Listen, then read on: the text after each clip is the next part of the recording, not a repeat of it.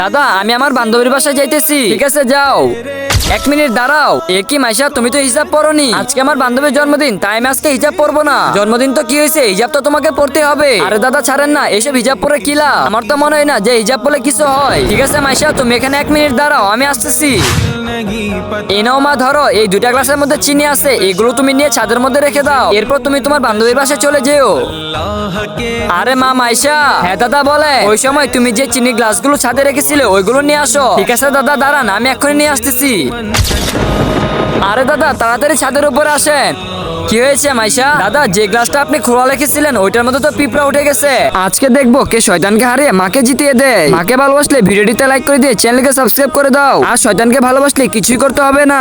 আর যেটা ডেকে রেখেছিলেন ওইটার মধ্যে কিছুই উঠেনি। আরে মা এটাই তো আমি তোমাকে বোঝাতে চেয়েছিলাম, যেভাবে এই চিনি গ্লাসটাকে কাপড় দিয়ে ঢাকার কারণে পিঁপড়া উঠেনি এবং তার মধ্যে কোনো প্রকার পোকামাকড়ও ঢোকেনি। ঠিক তেমনি মেয়েরা যদি হিজাব পরে তাহলে খারাপ লোক এবং তাদের খারাপ নজর থেকে মেয়েরা সবসময় হেফাজত থাকে। বন্ধুরা ভিডিওটি ভালো লাগলে একটি লাইক করে দিবেন।